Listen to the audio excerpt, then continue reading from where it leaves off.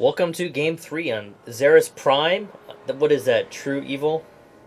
Uh, so what do the TE and LE? What does that stand for actually in StarCraft? I always thought like it was just like SE for like Special Edition, but I don't know. I don't think I've ever seen TE before. Oh, so LE would be like ladder edition? Oh yeah, LE would be Ladder Edition. I'm not sure what T would be. Texas Edition? Hmm. Hard to say. So this map it reminds me of some of the old maps. So basically, you can't go across directly across. You have to kind of traverse into the middle to go to the other side. Right. Yeah, that's And what I. actually to go up and down unless you break the rocks. Are there rocks?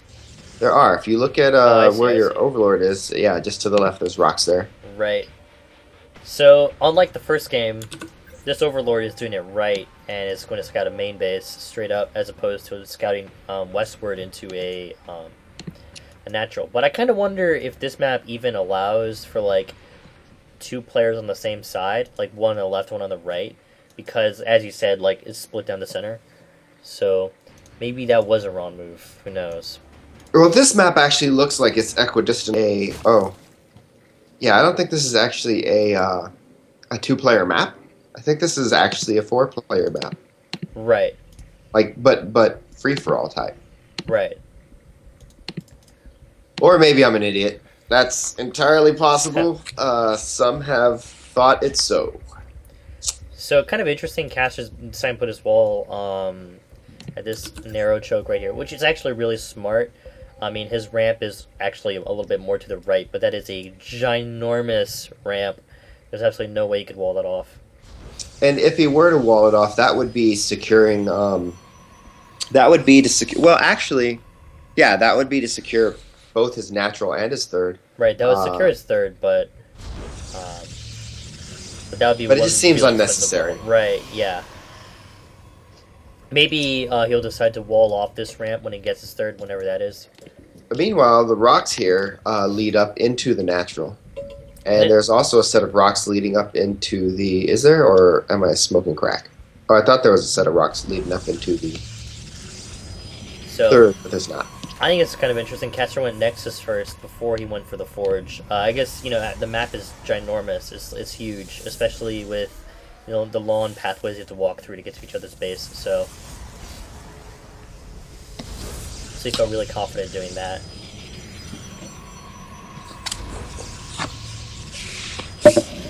Meanwhile, let's see. I think I'm doing a very similar opening to the last map. Um, a pool and a hatch, and I think this drone here is going to go make a third base.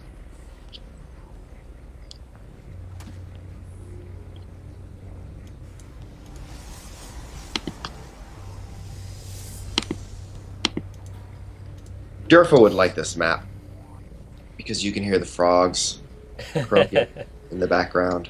Oh yeah, I think this map is based off of the missions where you're on like the Zerg Prime planet or whatever. something like that. Yeah, You have to like eat all the primal Zerg so that you get all your power. yeah. It's kind of weird, Zerg eating Zerg, but it's Zerg. Yeah, it was it was all just very. Everyone's very Uh, hungry. yeah, I wasn't really into the gameplay for the story mode, campaign mode in Heart of the Swarm. I still haven't finished that campaign. Like, I don't know. Like, I mean, the story's the story, whatever, space opera, you know. Uh, right. really, you're watching it for the cool cinematic. That pops Uh, up every like fifth mission. Yeah. yeah, so So I think this is really smart. Caster. He puts out his Zealot to kill the scouting Zerg lane, and I think he's done that in the last. I think all three games so far. well, he really wants to blind you to when he's going to move out. Right. So, but now you still got these two, and knowing that he's dead, you're just kind of moving this one up again. Right. Um, So looks like I've got my third up. I think I might still be droning at this point. Gases are finally going down.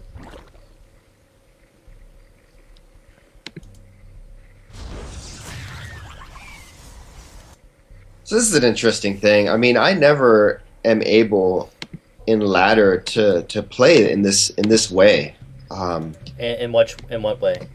In this kind of slow, get your third hatch down, get a macro hatch before before you even get gas. I mean, in the gold league and even platinum league, gameplay is just so different. Oh yeah, but I think a large part of it is like the only reason I can do that is knowing that is like having to persistently scout, like Overlord is right here, um, to make sure that is he gonna do anything funny. There's this Phoenix here. And what I thought was really interesting was he doesn't have warp gates up yet. That was like the key observation that Overlord made. Like, he's about to get them, but he doesn't have them yet. So He what does has that no mean? warp gates, and he revealed the Phoenix, which was unnecessary. Right. And that actually had me wondering because he revealed the Phoenix here. He's going by this watchtower revealing the Phoenix over here, and I think in a moment he's going to reveal the Phoenix in like a really obvious way as well elsewhere. And it had me really wondering, like, he doesn't have a warp gate, so what did he get? Did he get a Stargate, or did he get a hallucination? So like I was really keen on thinking like he was like trying to hallucinate this because he's revealing the Phoenix over here, it's like, but he's not. It doesn't look like he's gonna attack or pick up anything. He has a few opportunities, like do something. Well, I mean, you already have spore crawlers in each of your bases. Right. I mean, that's also a very good point. Behind this, though, he is making a robotics base, so we're going to see some Colossus pretty soon.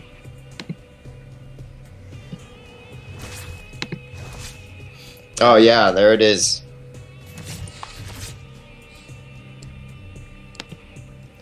So he's not really doing much with these Phoenix, and I don't know, for some reason I'm just convinced like these were hallucinated.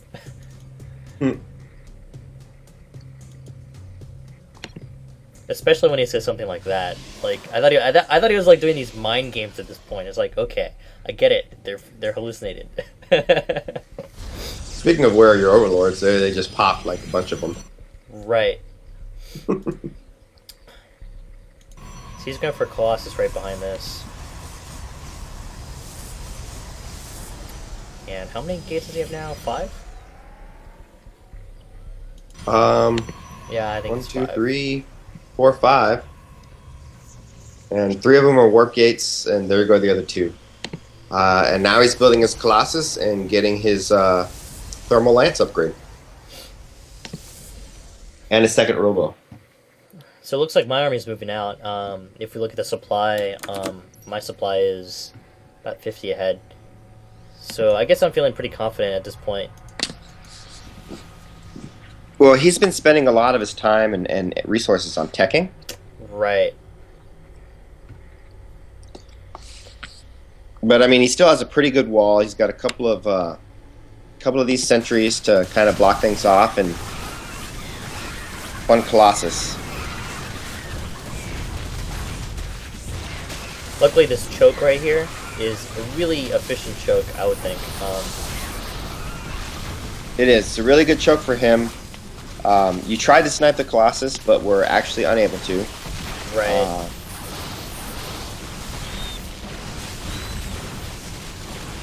And that forge went down right before the upgrade was about to finish. Right, so he's still only got the +1 attack, and that matches your +1 to melee. But now he's got 3 Colossus, and that pretty much necessitates your retreat. Right, 3 Colossus is definitely a lot, especially at this point in the game. Looks like I'm putting up a Spine, or a Spire. Looks like maybe Corruptors in response to this Colossus will happen pretty soon. And it looks like I'm still going to push out.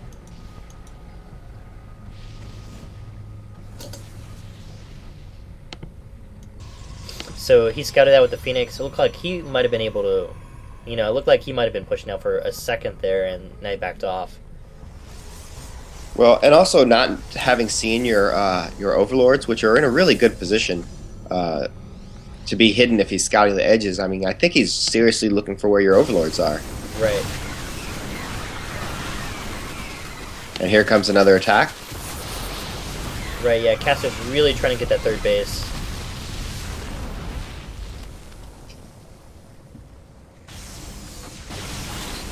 I'm not sure if this engagement was very smart. With 3 Colossus on the field, this is just going to get melted.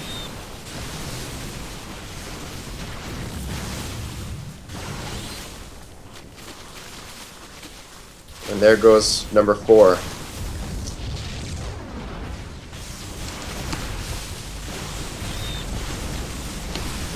And at this point, your Spire is up, but I don't think you've made any Corruptors yet.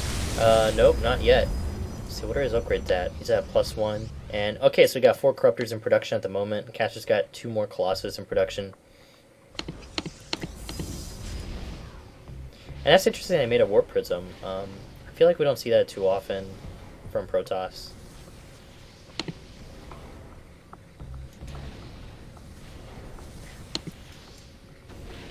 And it's also interesting that he has these Phoenix on. It looks like a patrol just through the center of the map.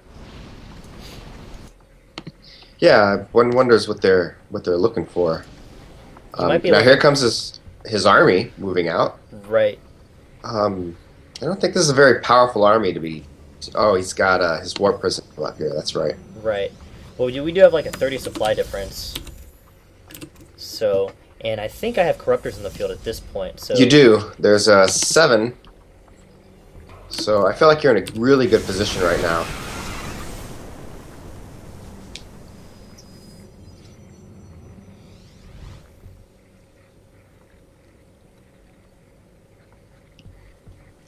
So how many Colossus is this? You said also He's got- 7?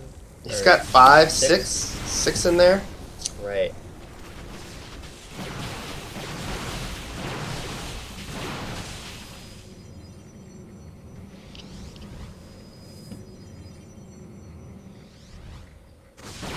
Oh, That was and there goes a couple of sacrifice Corruptors.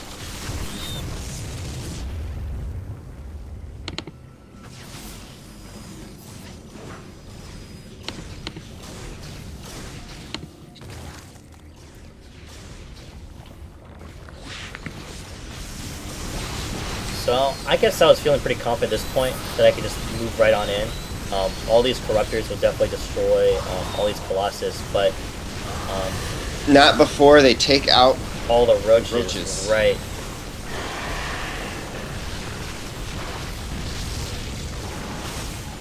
And now the other thing I feel like is you didn't use the corruption ability really to speed up the death of those Colossus. Right, this could have all definitely been done better. Yeah, because prior to this engagement, like, I think my army was actually, like, larger, but Colossus are just really good against roaches.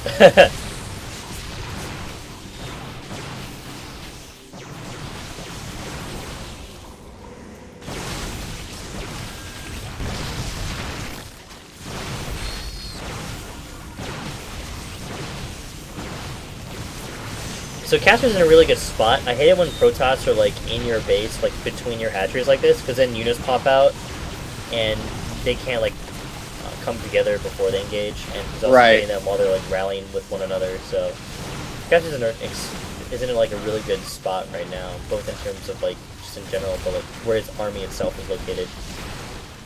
Yes, I feel like there should be some sort of like disable rally button. Oh, that'd be nice. Or like a button to like have people auto attack during their rally. Right.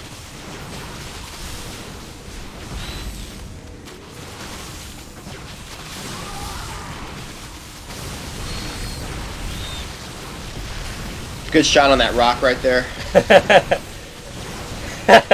That's some I really hate that rock. clutch rock destruction.